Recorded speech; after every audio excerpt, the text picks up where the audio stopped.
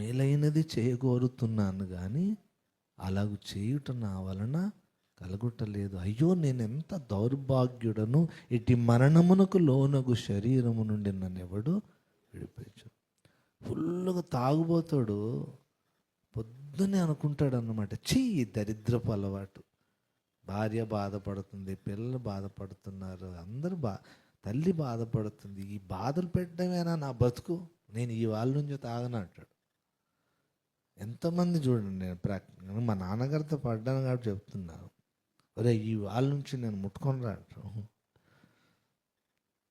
సాయంత్రం అయ్యేతలకి ఏమండి ఏదో కమ్మేసినట్లుగా, ఏదో చీకటి కమ్మినట్టుగా కళ్ళు కాంపౌండ్ వైపు వాళ్ళ కాళ్ళు, మందు షాపుల వైపు కాళ్ళు వెళ్ళిపోతాయి.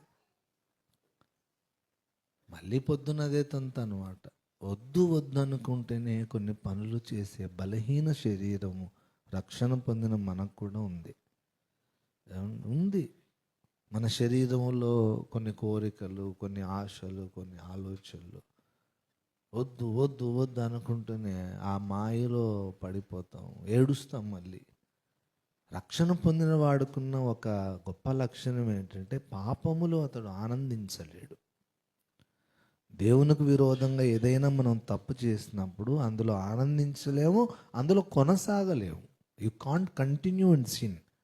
That says you are saved, you are in safe zone. నేను తప్పు చేస్తాను, అందరం తప్పు చేస్తాం, కానీ ఆ తప్పులో మనం ఏం చేయలేము, కొనసాగలేము. You can't continue in sin. That shows you are saved person. దేవునికి మహిమ కలుగును కాక. అది చెబుతుంది నువ్వు రక్షణ పొందిన వాడవు. అన్యజనుడికి ఏదైనా ఒక పాపపు తలంపు వచ్చిందనుకోండి, వాడు ఆ పాపపు తలంపుని ఎంజాయ్ చేస్తాడు. మన్మధుడు నా మీద బాణం వేసాడని అంటాడు. అదే ఒక రక్షణ పొందిన యవ్వనస్తునికి పాపపు తలంపు వస్తే మన్మధుడు బాణం వేసాడు అండు, సైతాన్ నన్ను శోధిస్తున్నాడు అంటాడు. ఈ దరిద్రుడికి ఏ పని లేకుండా అసలే కష్టాల్లో ఉంటే ఇలాంటి ఆలోచనలు వస్తున్నాయి ఏంటి,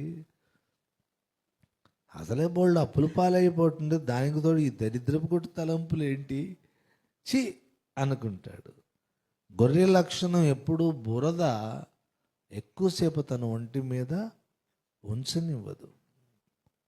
అప్పుడప్పుడు గొర్రెలకి బురద అంటుకుంటా చూడండి వర్షాకాలంలో. ఆ బురద ఎండకి ఎండిపోయి దాని బొచ్చుకి ఇలాగా పట్టేసి ఉంటుంది.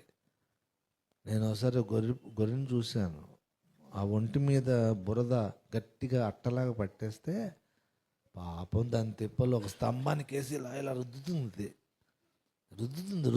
ఇలా రుద్దుతుంది.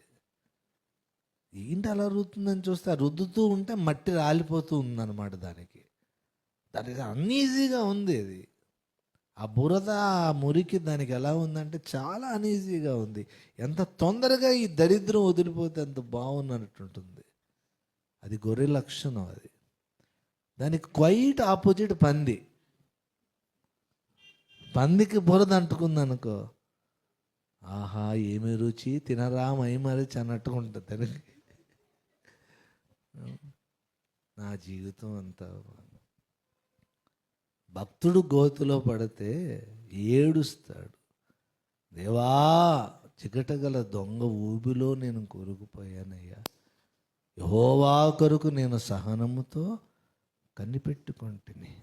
ఆయన నన్ను జిగటగల దొంగ ఊబిలో నుండి లేవనెత్తి బండ మీద నా అడుగులు స్థిరపరిచాడు. పంది గనక బురదలో పడింది అనుకో, కనిపెట్టడం ఉండదు, అలాగ నన్ను ఉండని అంటుంది. నీతిమంతుడు 7 మారులు పడినను, ఒక ఆయన నన్ను అడిగాడు, 7 సార్లు పడిపోయేవాడు నీతిమంతుడు ఎలాగవుతాడండి అన్నాడు. 7 సార్లు పడిపోయేవాడు నీతిమంతుడు ఎలాగవుతాడు అన్నారు. నేను అన్నాను 7 సార్లు పడినందుకు కాదు, 7 సార్లు పడినా తిరిగి లేవడానికి చూస్తున్నాడే దేవుడు, అందుకే అతను నీతిమంతుడు అన్నాడు. హల్లెలూయా. పడిపోయినందుకు నీతిమంతుడు కాదు, పడిపోయిన స్థితి నుండి నేను లేవాలి. ఇదే పాపములో నేను బ్రతకకూడదు. సంవత్సరాలు అయిపోతున్నా ఇదే బలహీనతలతో నేను జీవించకూడదు. ఈ బురద నేను వదిలించుకొని నా రక్షకుడి కవుగిట్లో నేను ఆనందించాలనే లక్ష్యం ఉంటుంది. అందుకే అతడు నీతిమంతుడు.